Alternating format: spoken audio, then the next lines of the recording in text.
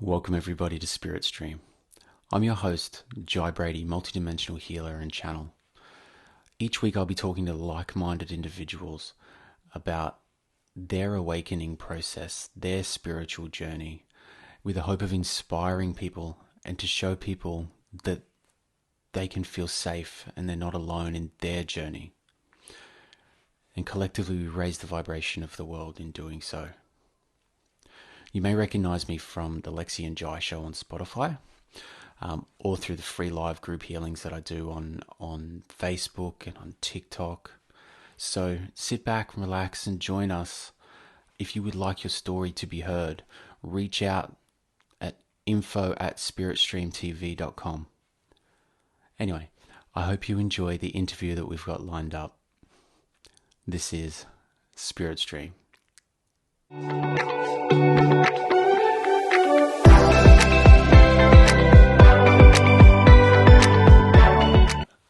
Okay, without further ado, I'd like to bring in my first guest. She is renowned soul alchemist and intuitive energy healer, Rebecca Evans. Rebecca, welcome to the show. Thank you so much. Thanks for having me. I'm so excited to be here. Oh, it's my pleasure, my pleasure. So what I wanted to ask first, and I know a lot of listeners out there and viewers would like to hear the same thing. What's a soul alchemist? Because what it sounds like to me is a very fancy name. But what is a soul alchemist? Yeah, it sounds like I just made it up, right?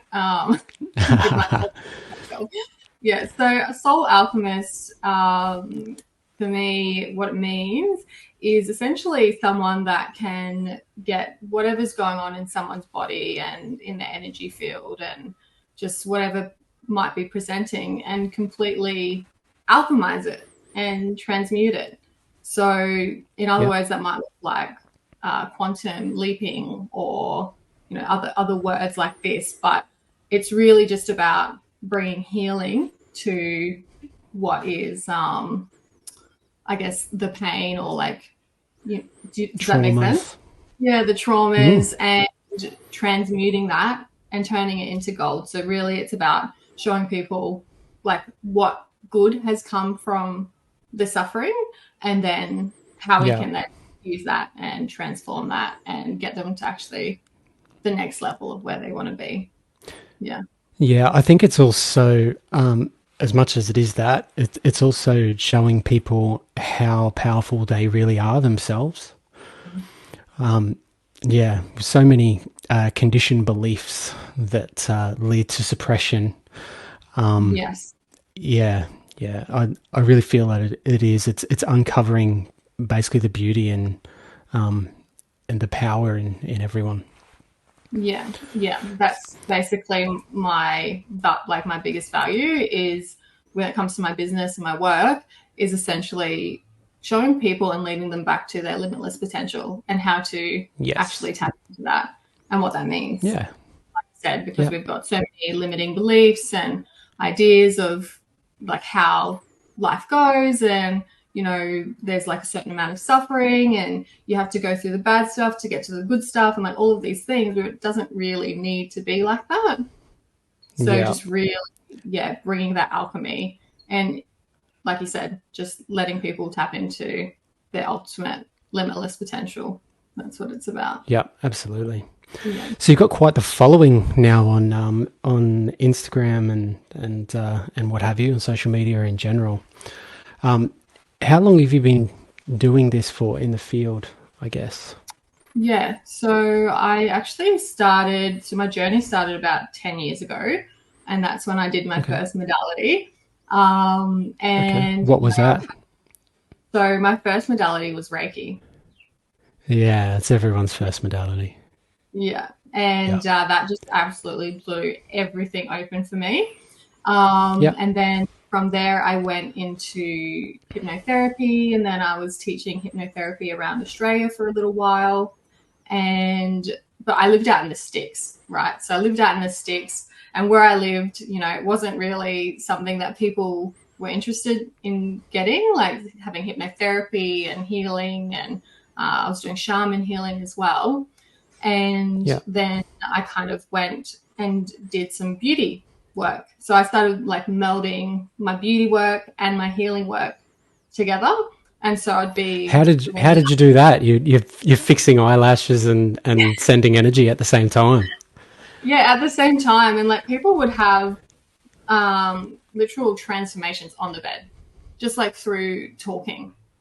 But they were Yeah, having like the energy coming up through their body and yeah, just yeah, had some amazing things happen. And my beauty business really took off.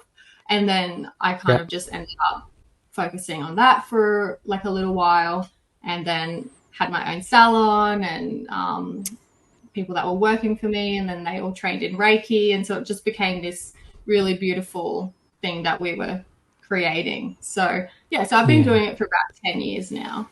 Yeah. And now yeah. I've just Wow. fully come into doing it solely. So Yep, nothing else. Yeah. yep.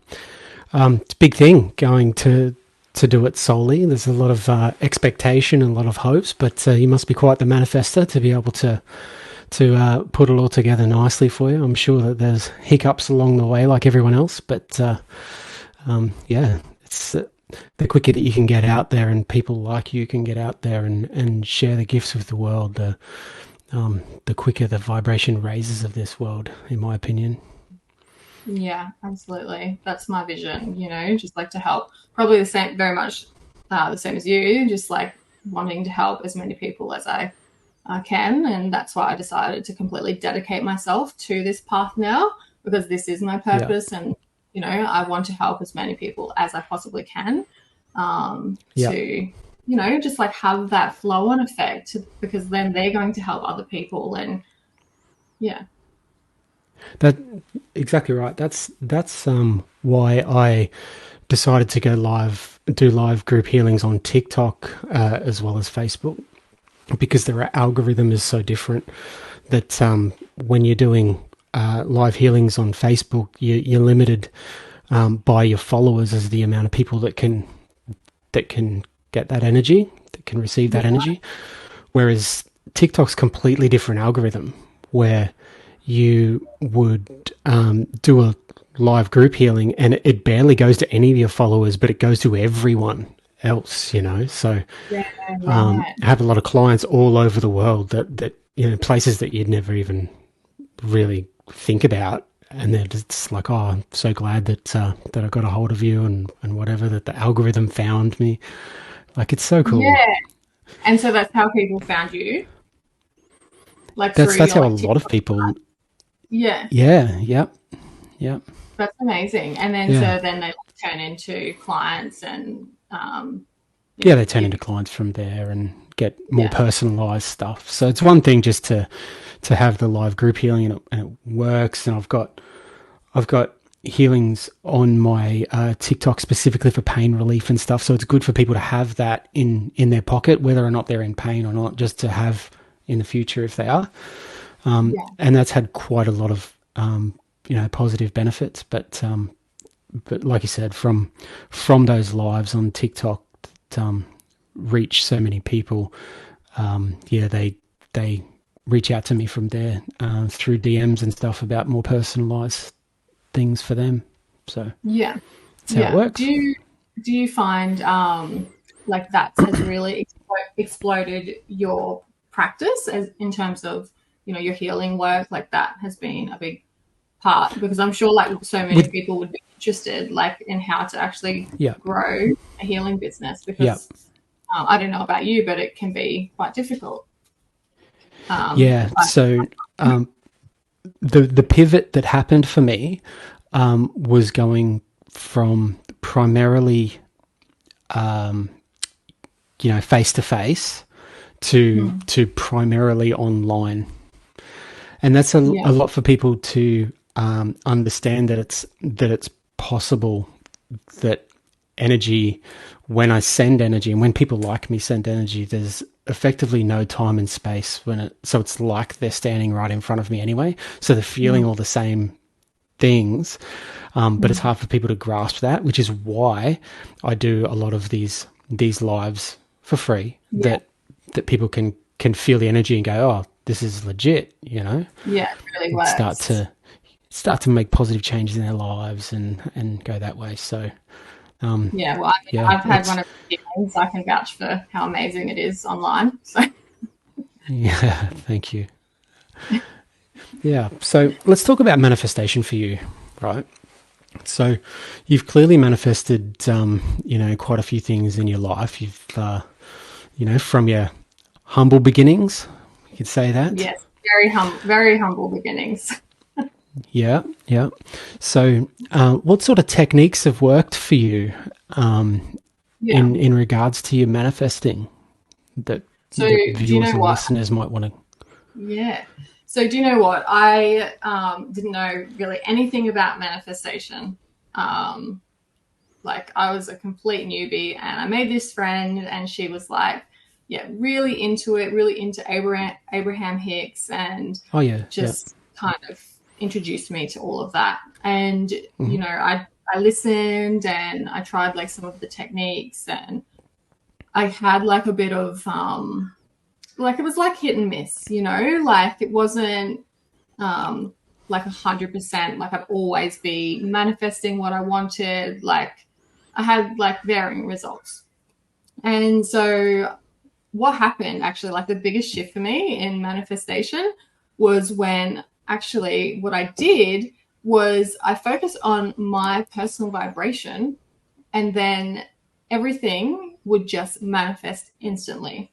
So I really realized that aligning myself, like which technically like these techniques are like trying to get you there and trying to help you do that, but aligning myself completely with like the desired outcome was where I really found like that was the biggest shift for me.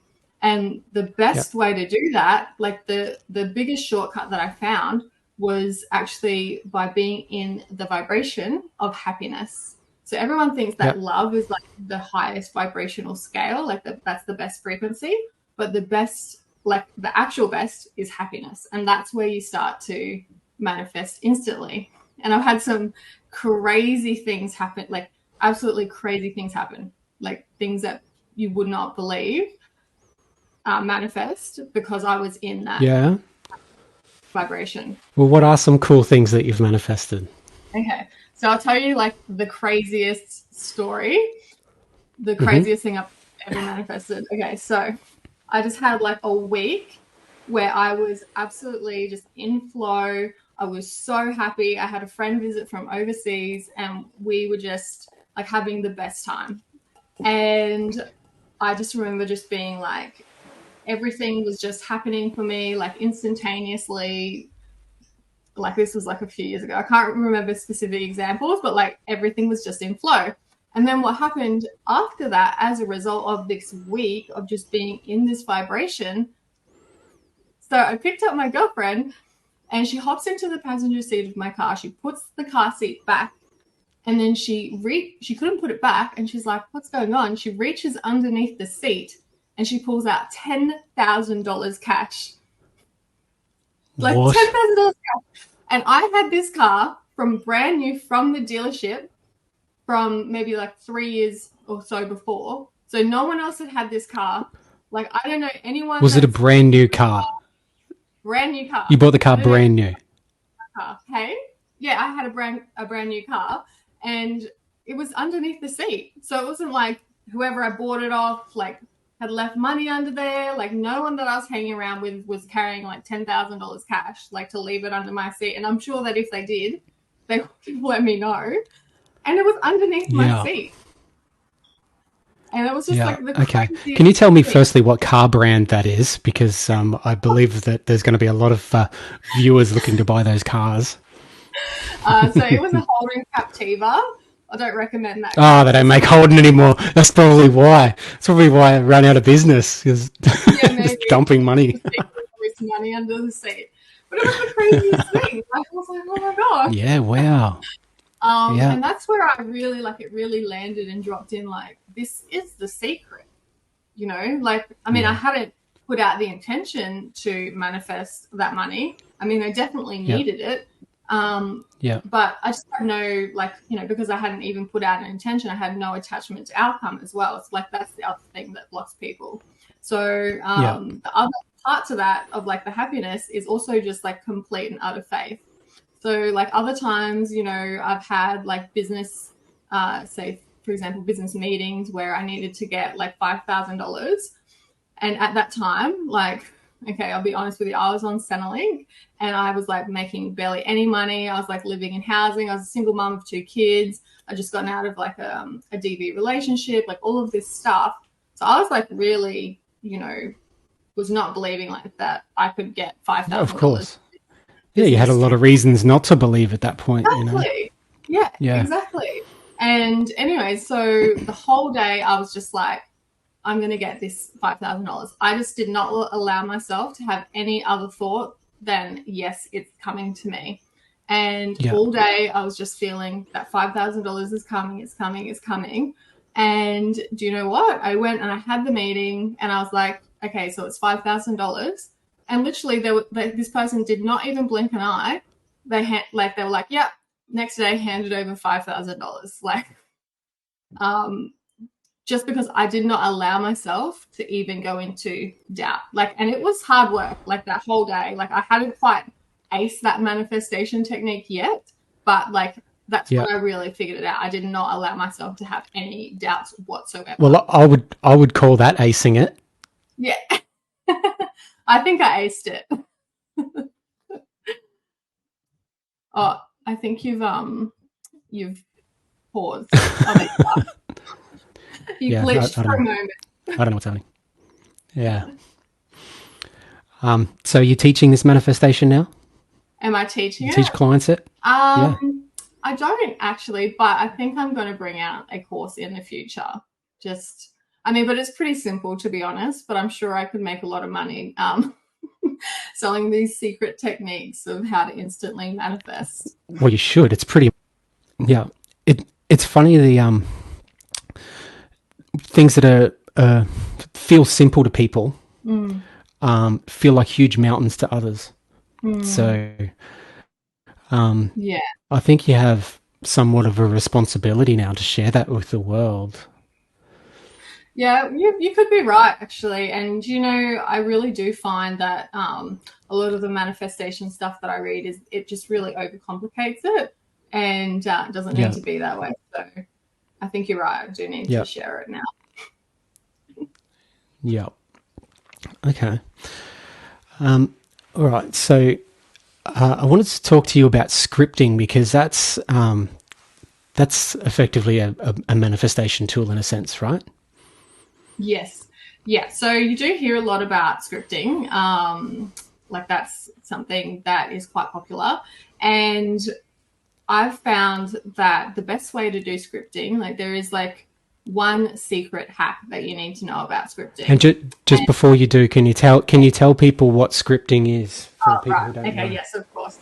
So essentially scripting is where you, for example, you've got like vision boards. So you might make up a vision board and like that's a visual representation of what you're wanting to manifest and like call into your life. Mm-hmm. So scripting is doing that, but with the written word.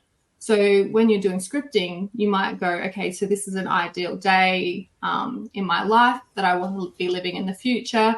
And you'd go really into detail, like as if you're essentially writing a movie script of exactly what that looks like and how it feels like and all of these things.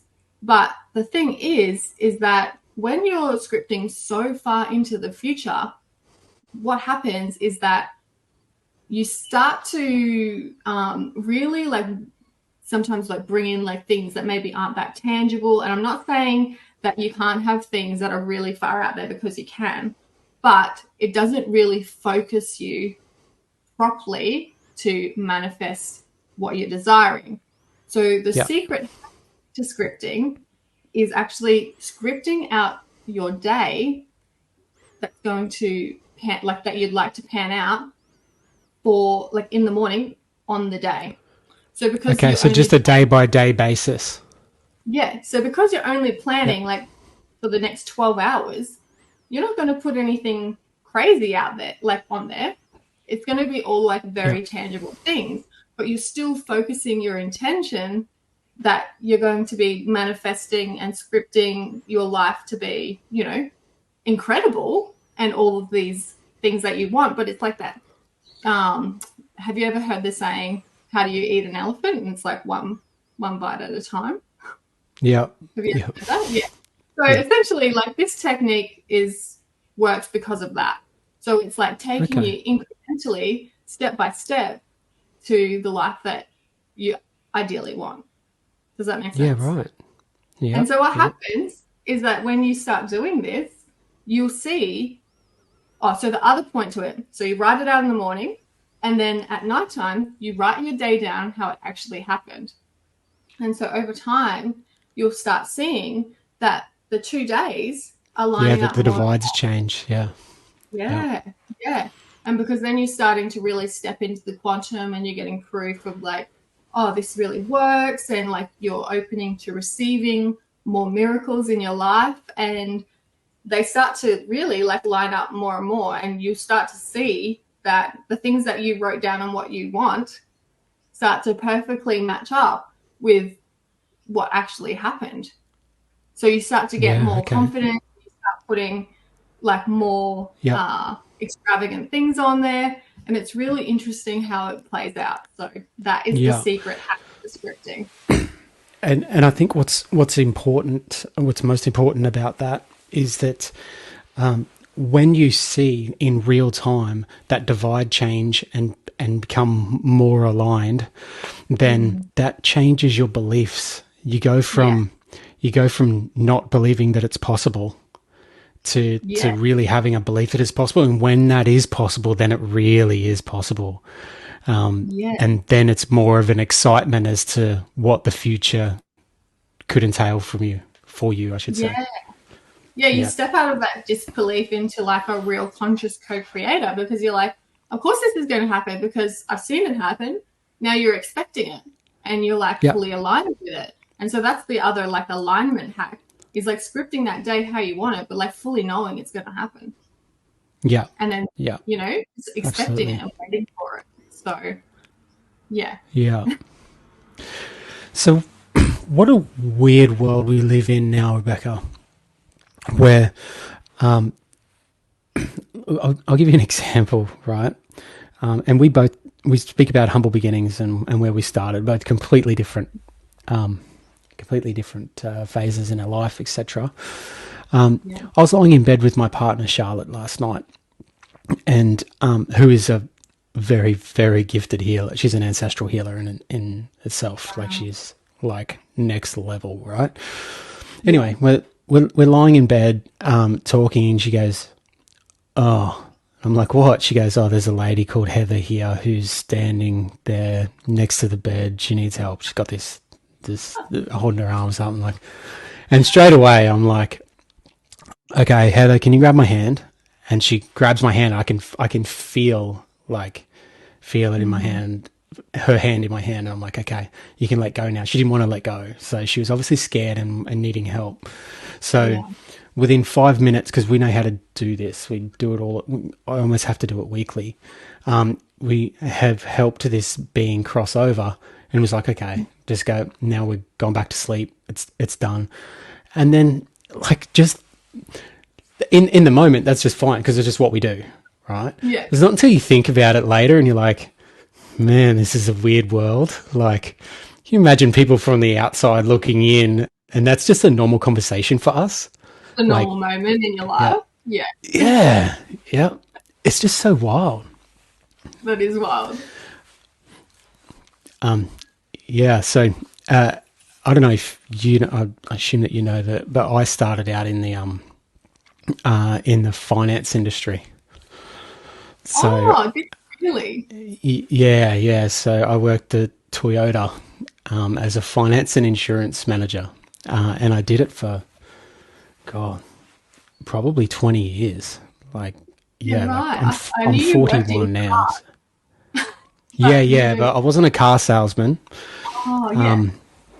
But what I was an empath, and still am, obviously, an empath. So what would happen is I would find that because I wasn't a particularly good finance manager. I didn't think so anyway. Like, no, but I would have people that would come into the dealership and they would treat the salespeople like crap, treat the aftermarket and the sales manager like crap, and come in to me to take their finance application or take the deposit. I'd close the door behind them, and then they'd immediately have a feeling of like safety and security, and then they'd just start crying. And like, this is the first time I'd ever met these people. And I'm like, what's going on? And they're like, oh, my partner died 18 months ago and I haven't been able to really let go and you know, deal with that. And like, once again, first time I'm meeting these people. So it's just the power of being an empath, I guess, and creating that sort of trust just energetically. That I would have people that would only buy cars from me. They wouldn't speak to anyone in the dealership. They would just call me up directly and buy cars from me. And I don't know how to sell cars. Like I wouldn't know the first thing. You got it. Yeah, it's just wild. They just trusted everything I did. So I ended up getting, because they knew I wasn't going to mess them around and I wasn't going to lie to them or anything. So I ended up getting Business Manager of the Year, like, for like Queensland and New South Wales. Like, yeah, it was wild. And once again, not a particularly good business manager. You weren't supposed to be selling the cars, technically. Is that right? No. And I wasn't. I was just passing them on to sales managers that I trusted. But yeah, it's just so wild, like how to use being an empath as effectively a superpower without even realizing it, you know. And yeah, because you but didn't how know. I Sorry, because I didn't know. Yeah. At that point, I really didn't know. I at least at the beginning, like I just thought I was just some softy, I guess. You know. Yeah. But what happened for me is not too dissimilar to you in regards to Reiki being the first, so effectively a catalyst to everything changing. Yeah. So my partner at the time, she was very mentally unwell, without going into it too much, and we were out of a lot of options, and we went to see a Reiki healer. We had no idea what that was, but we just went there anyway. And she did what we thought was magic and woo-woo. And my partner at the time, she come back and she went to bed and she slept for 2 days. I could only wake her to feed her. And then she just go back to sleep. And then when she woke up after the 2 days, she was off all medication. And I don't suggest that to people, obviously, but she was off all medication with zero side effects. Like, Wow. It was just an unbelievable change. And I was like, wow, like, What is this? I can't, yeah, without being too specific, and I don't want to do that because it's, you know, for obvious reasons, but it was the most monumental change, right? So here I am, I'm strutting in there going, I've got to get myself some of this. I didn't think that there was anything, you know, that I needed doing. I just want to try it out, see what happened, right? So open to it. And she goes, Jai, this is the healer. She goes, Jai, you know, you're a healer too, right? And I'm like, what? And she goes, she started outlining points in my life, which I thought were just normal. And turns out they're not. Like, I don't know if I told you this, but when I was younger, I can't do it so much now, but when I was a little bit younger, I used to pick up a pen and write like the last person that used that pen.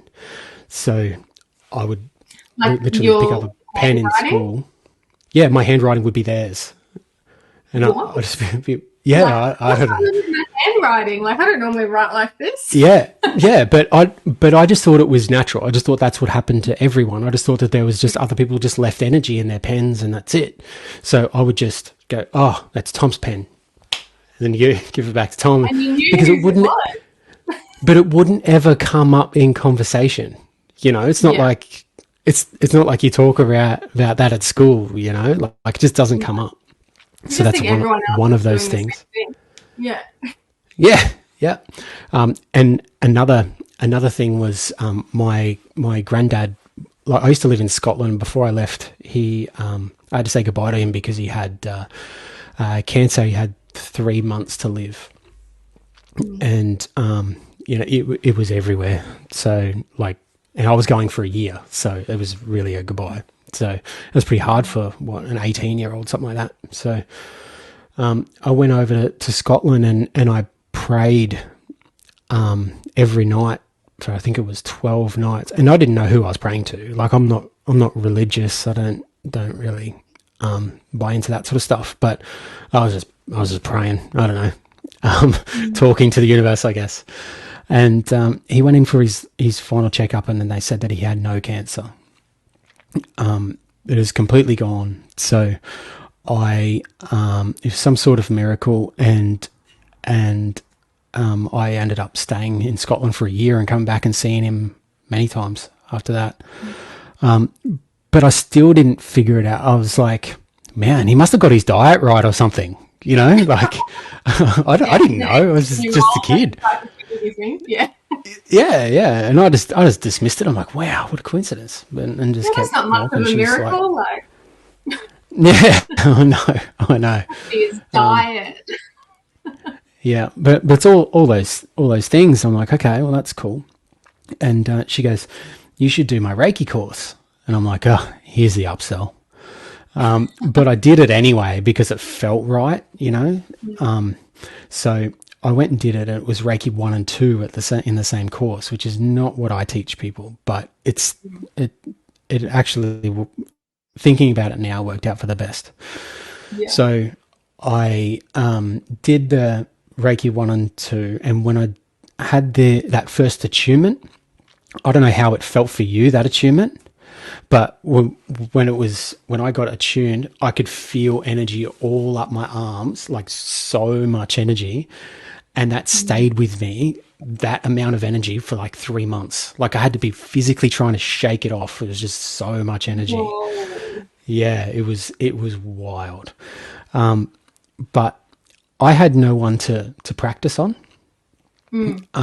So what I would do, and you shouldn't really be doing this without people's permission, but I kind of justified it in my mind anyway. I was doing healings on people who didn't know I was doing it.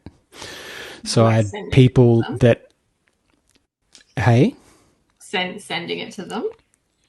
Yeah, sending it to them, distance healing. So because I was all excited by the amount, and I had to get all this energy out of my arms, so I had to do it anyway, right? So, and I was doing healings on people with like, stage 3 and 4 cancer that then just didn't have it, and like they still wouldn't know to today that it was me that it was doing, and for all intents and purposes, they might have got their diet right and all that sort of stuff. I don't know, but it certainly would have helped, I imagine. Yeah. Like what is it? Like first time a coincidence, second time. Third time. Yeah. But look, at the end of the day, that was the catalyst for the change. So if I knew that I could do that, which effectively everyone can do, they just have to believe, right? But if I knew that I could do that, then shouldn't I do that?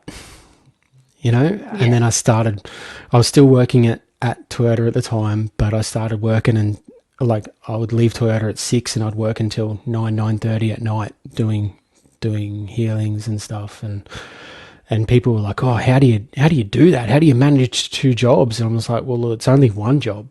That Toyota was one job. The other job is not a job. It's something that I love doing, and gave me a lot of energy. So, so that was the start of everything. Now I don't even really practice Reiki. I do multidimensional healing, which is a lot different. But that was a change of everything, Yeah. So how, I'm the same. Like I don't practice Reiki as such anymore as well. So how did you go from Reiki healer to multidimensional healing? Yeah. So the short version is astral traveling. So What I found doing the Reiki healings was I had stopped using the symbols like a long time prior, without realizing that I'd just stopped. For some reason, I don't know why it never crossed my mind, but maybe it wasn't meant to. And it wasn't until meditation and astral traveling that I went to specific. I know this is going to probably sound weird to a lot of listeners out there, but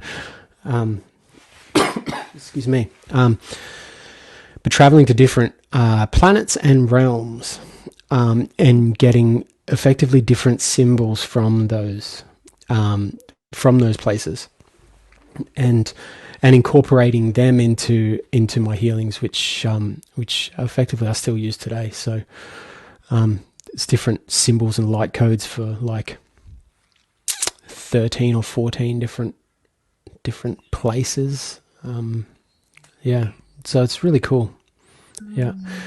And just when you start using them, you start to have an affinity for those places that give to you.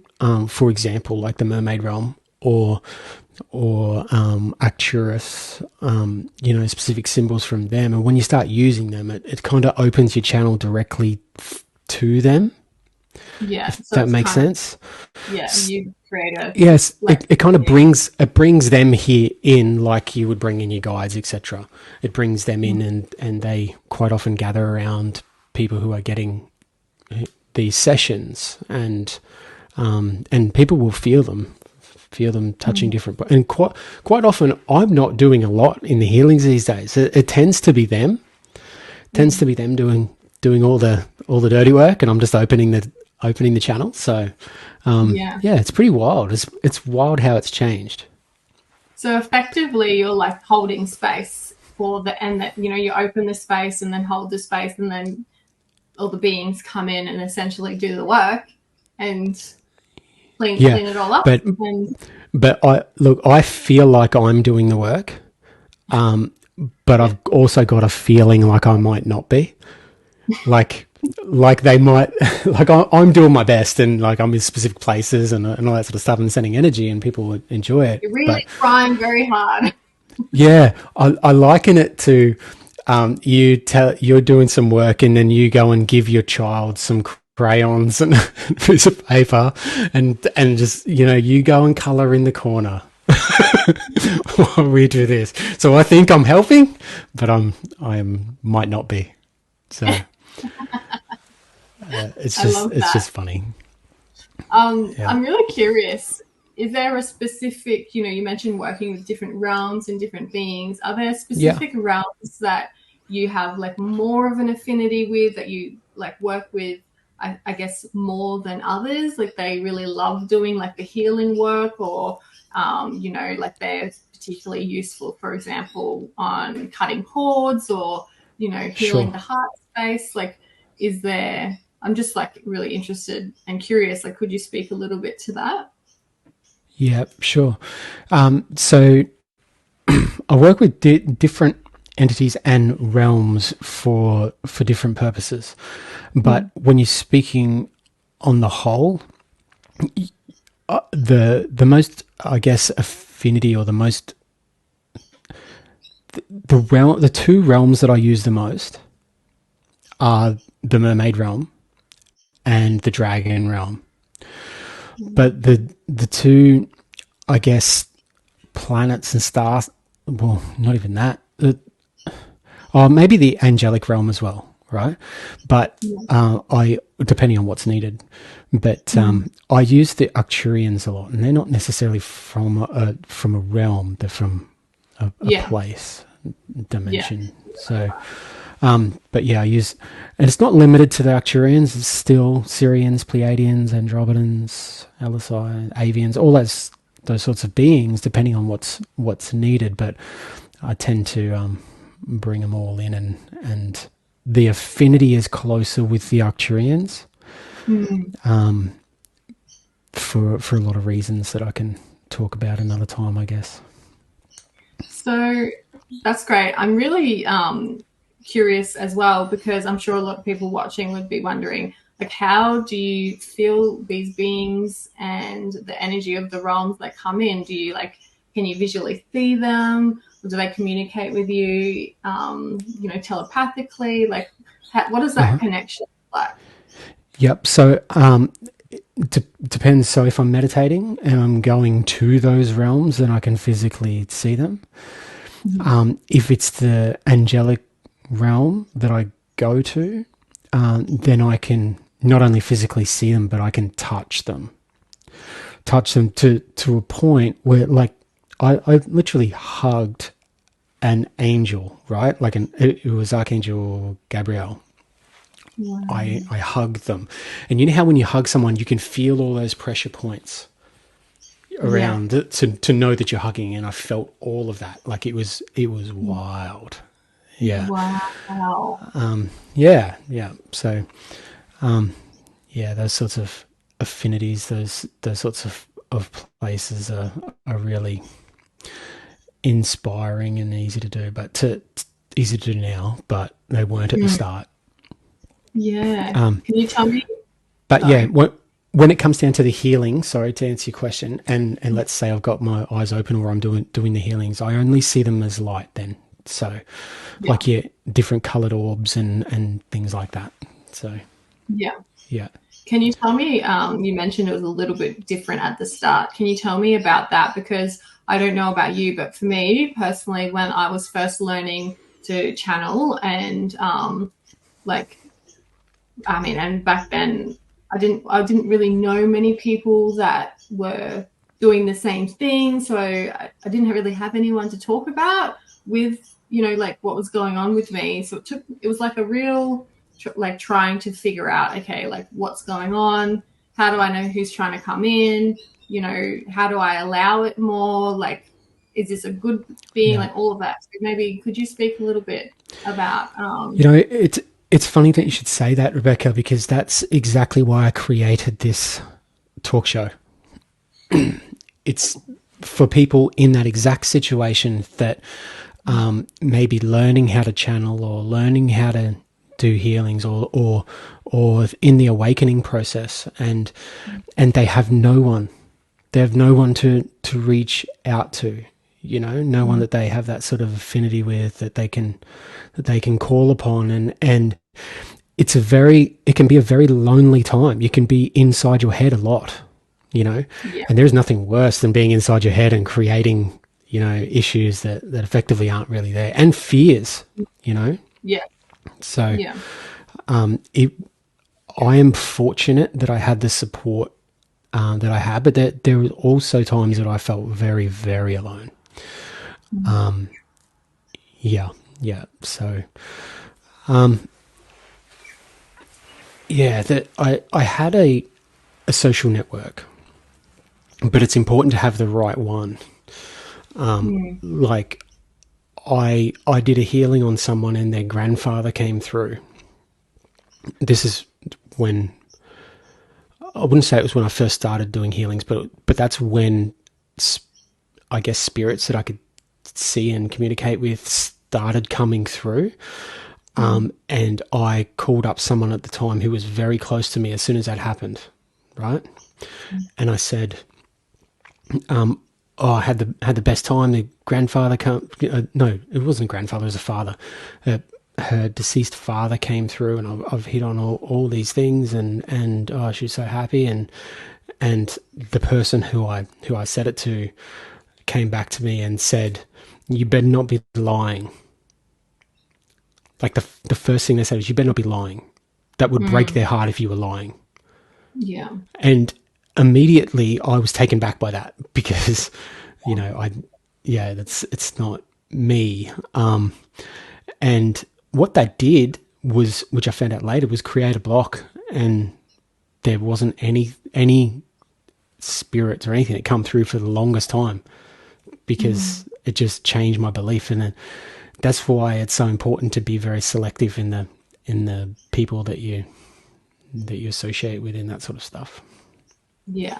And very much like with who you open up to, because it's all well and good to, have people that maybe have some knowledge about it, but maybe they're not knowledgeable in what you're particularly going through. And then you're essentially the blind leading the blind, and you start doubting yourself and what's happened for you, and maybe you start feeling creating and manifesting issues that aren't there. Yeah, exactly.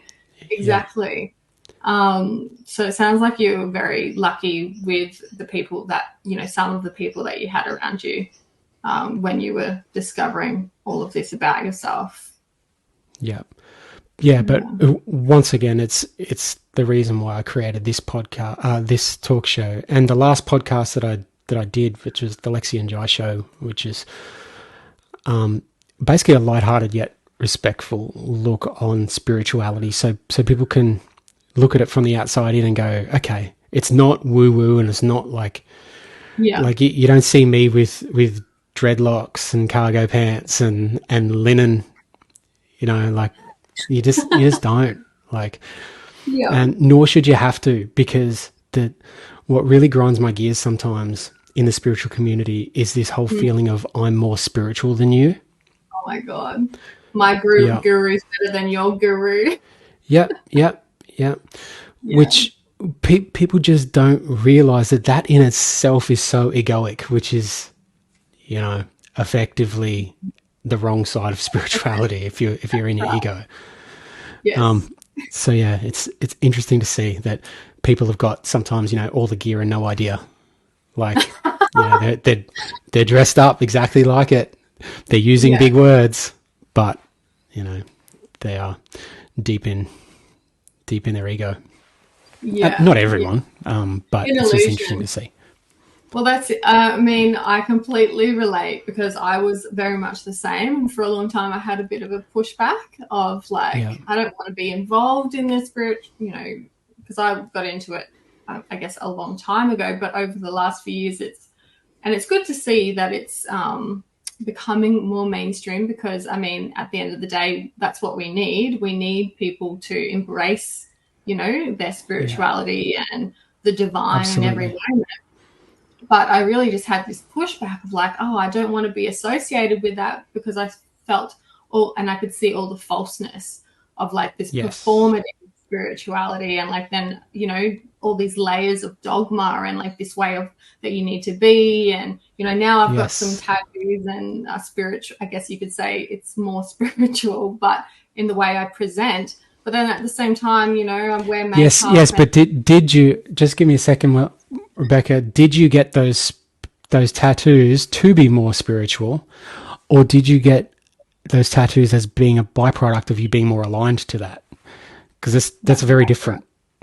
Yes, exactly. Well, that's another story, but it's very much not to be anything other than who I really am.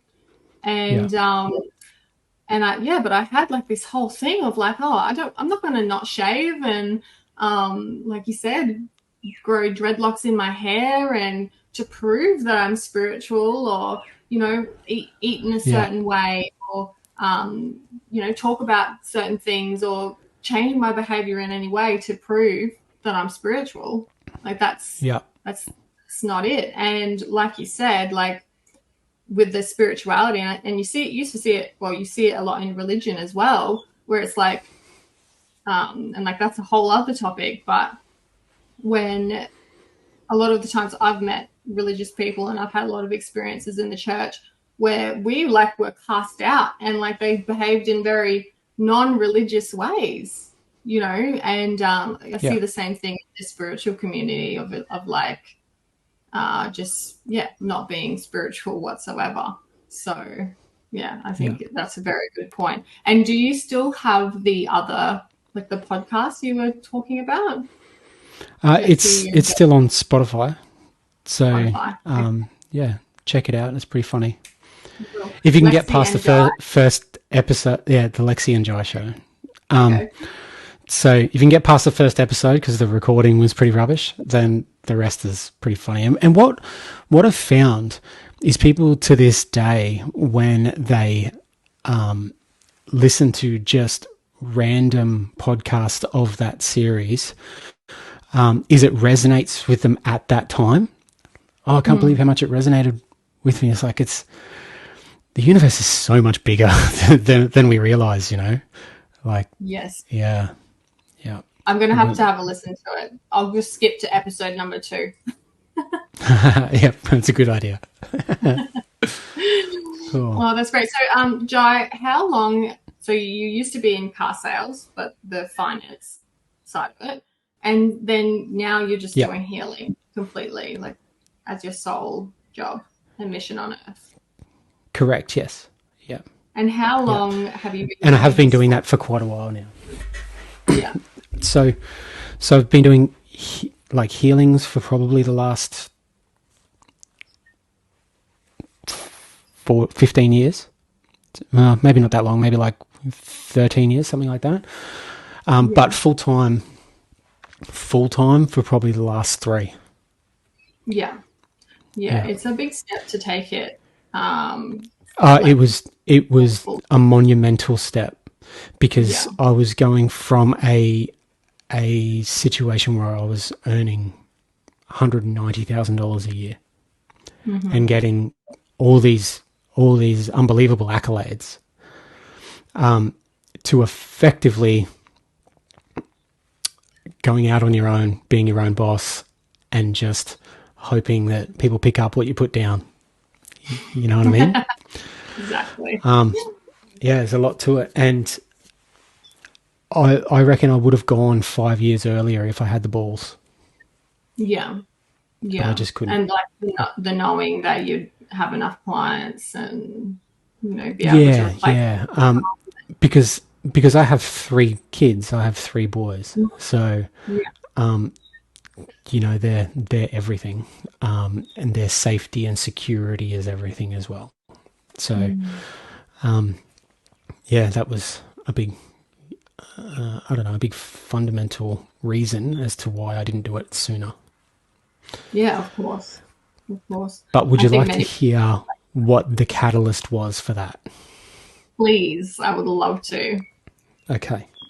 So, I was meditating one day, and in that meditation, I had an Arcturian come up to me, and I could see it clear as day. Now, Arcturians to me are tall and slender, and this one in particular was shorter than my eye level, and I think that they presented themselves that way, intentionally, so I wouldn't feel taken back or whatever. Like, I'm not looking up at these people going, "Oh my God!"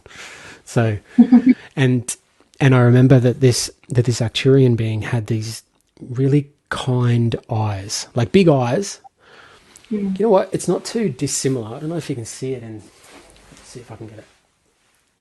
It's but not too dissimilar to these sorts of eyes in the Arcturian tattoo.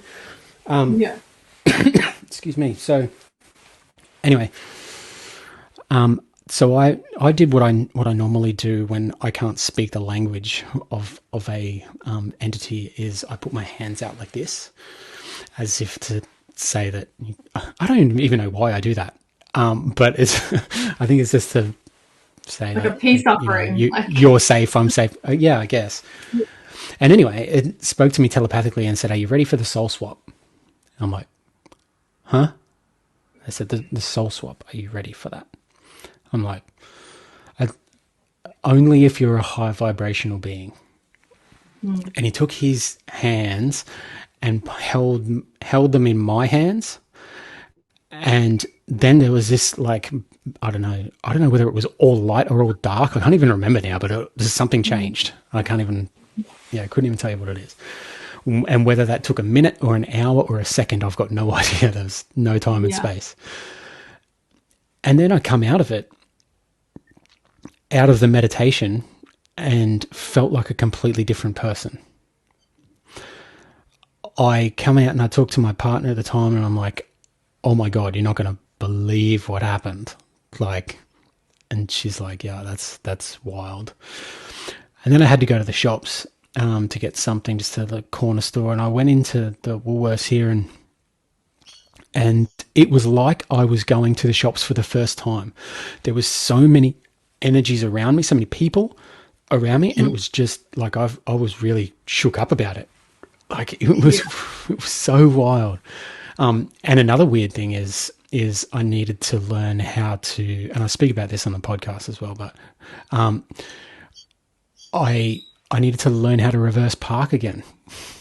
Of all things, mean, I it's pride pretty myself tricky. on my parking, but to not be able to suddenly not know how to reverse park again, like, don't those guys fly spaceships? I'm sure they can reverse park. I mean, reverse parking, But anyway, but so what about parallel parking? That's tricky. this is true. This is true. I never really thought about that. But anyway, just to circle back to what we were talking about, within 48 hours of that happening, I had quit my job at Toyota. I had quit that $190,000 a year job with all the accolades. I had quit it. And they didn't want me to go. So they offered me effectively the same amount of money for working 3 days a week. And then what happened? And so what it did was it allowed me so much more space to be able to do my healings and build a business whilst still having the financial security. And I never thought about it, that I could manifest it like that, but obviously that's how they wanted me to do it. So, I had more time and I still had the security of money. So I was very fortunate. And then it just got too busy that I couldn't do that anymore. So yeah, that's amazing. Like, I love how they kind of gradually like eased you into it, gave you like that security for the 3 days and the income, and then little baby steps. So, when you had the soul swap, what was the you mentioned going to the shops and like it being a very different experience. Like, what was the overarching like experience for you with that soul swap? What was the purpose of it, do you think?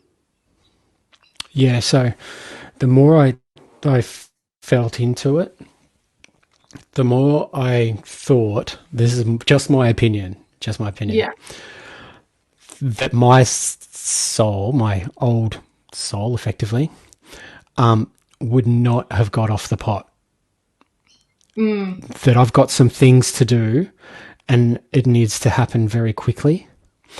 And whilst I was still there and still in my own, misery of not being who I really wanted to be at the dealership, I wasn't ever going to achieve that to any real success.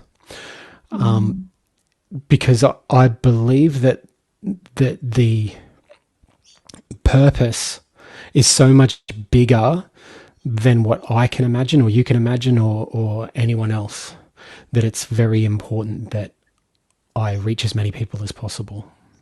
So not just me, but the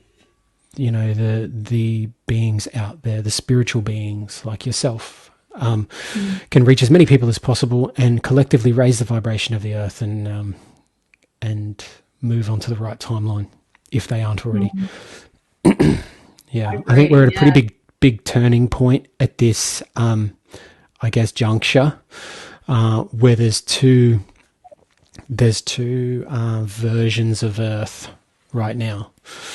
There's the 3D with all the, chaos, or at least perceived chaos.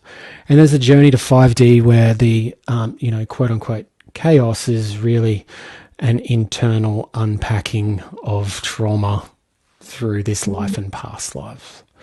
So with those two worlds, we've got the unique ability to be able to see the 3D world like through a window, yet not be affected by it, not having it affect your path. But likewise, they can see us and our journey and might be able to make changes in their own life because they can see that there's a brighter future. So I'm interested. So you talk once about again, that's only 3D. my opinion and I could be dead wrong. Yeah. So I absolutely agree with what you said about us being here to help people in that this time for ascension and moving into the 5D and essentially then ascending at the right time. And it's really interesting. I just find it so fascinating about what you said about your soul swap. And one thing I wanted to ask was, with that soul swap, do you feel like there was any other abilities that came through, or it was more so just like because that's the change that you needed to make? Oh no, there was a lot more abilities that come through. Yeah. But it didn't come through straight away. It wasn't like a light bulb. Okay, you can do this now, because I have all my same memories. Like, for all intents and purposes, I'm the same human person. So, but yeah, like just things got a lot easier, but in other ways a lot harder, because I was thrown through dealing with traumas, where the old me just would have sidelined them and they would have probably manifested into diseases and got me. So, but I was thrown into dealing with stuff that I didn't want to face. But every time that happened, really as dark as it was, I'd come out and my healings would be stronger, be more intuitive, more aligned. It was wild. Like it all happens for a reason, obviously. So, but yeah, you think it would be, since a soul swap, all sunshine and rainbows and, walking on clouds, and it's not, because you still have to deal with human issues. Well, it's really interesting that you mentioned that. Yeah. I have two things to mention on that. So actually I had something very similar when I needed to make a very big decision and change in my life, which was I woke up one morning and I just felt that I was a completely different person. Like I knew I was the same, like you said, all the same memories, all of that.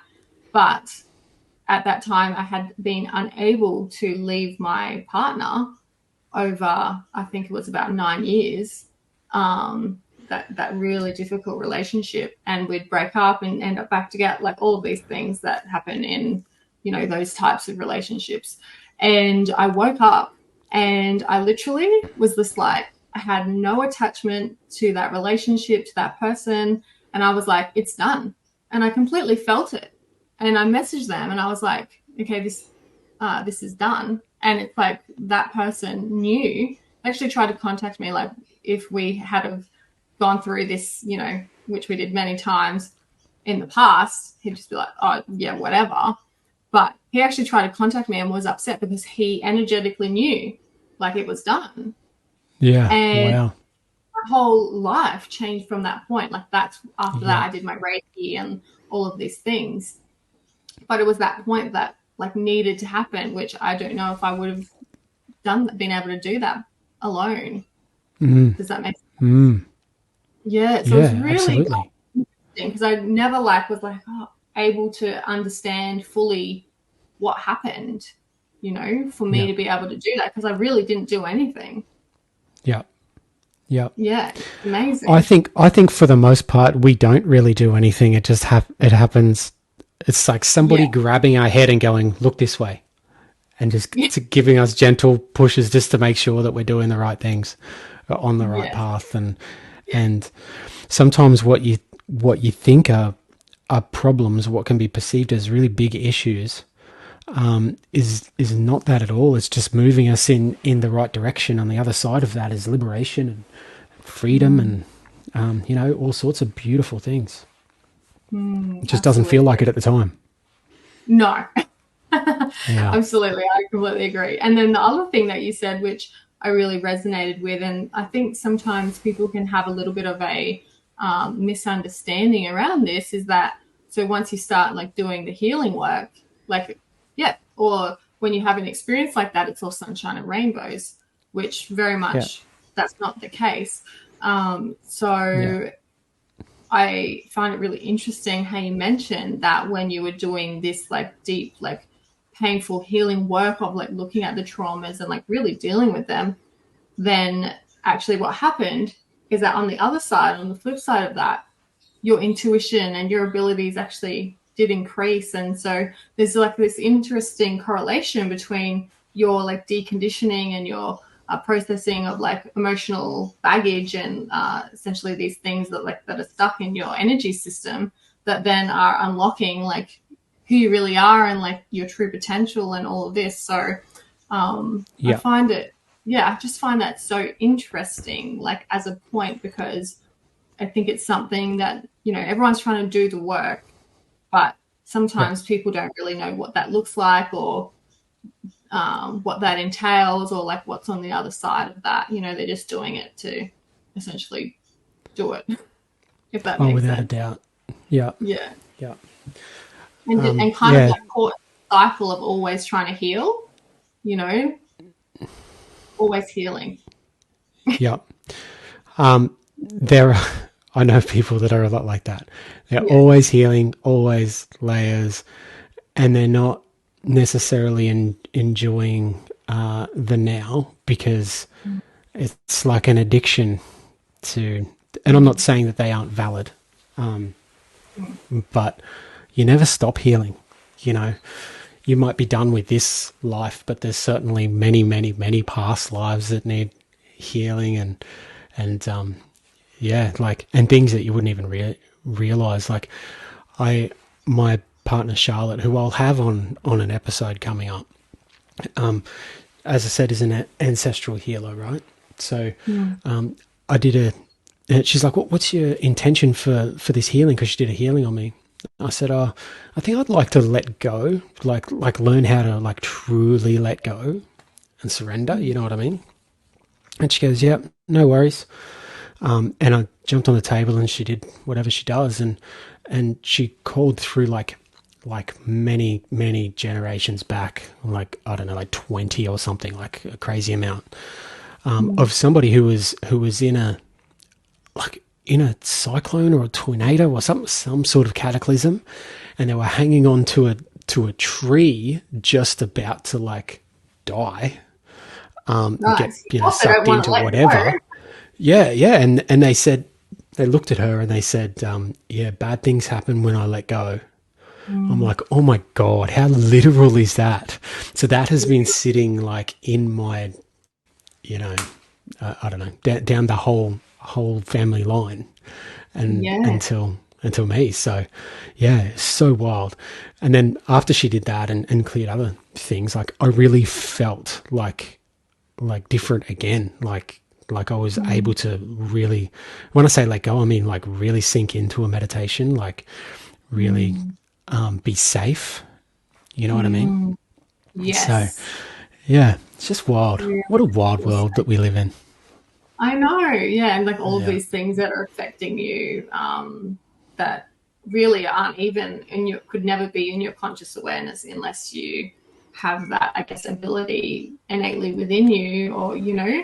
But like you said, just like doing, not getting stuck in that perpetual like healing cycle and just forgetting to live your life, because actually through living your life is actually be fully engaging, not getting caught up in constantly trying to do the work, is when actually the healing happens. Yeah. And being engaged and active, and like that's that co-creation and that what is really bringing things into completion and bringing things up into awareness. You know, you can't just be a shut-in and expect that you know the things that need to be healed are going to be triggered. And do you know what I mean? Like you can't just like put your life off until you're healed, because that's never going to happen. Like you just have to go on with life and know that what needs to come up at the right time will, and take it in your stride. Right. Yeah, you might feel amazing, but you'll be 90 by the time you've finished everything, you know? Yeah, I had a great life. What have you missed out on? All my stuff, Exactly. At least I'm not passing anything on to my grandkids. So, Rebecca, we're almost out of time. So I don't know if there's anything else that you needed to touch on, but how I know I've got your handle there in the section below, but if people want to reach out to you, how can they do that? How can they best do that? Yeah, absolutely. Look, the best way is probably just to reach out through Instagram or, one of those channels at the moment. My website is currently in the process of being done. So, yeah, that's just the best way. Shoot me a DM and we can jump on a discovery call and talk about what needs to be looked at. And, yeah, that's the best way to get in contact and, book in a session if you feel. Cool. Well, Rebecca, I feel like that there's still a lot more that we need to talk about. So if you're happy to come on back, then I'm happy to have you back on another episode down the line, and we can touch on some more fun stuff. What do you think? I would love that. I have so much to talk about with you. Perfect. All right. So thank you again for coming on board and sharing space with us. Thank you to everyone who tuned in, and we will see you next time. Bye for now. Bye. Thank you.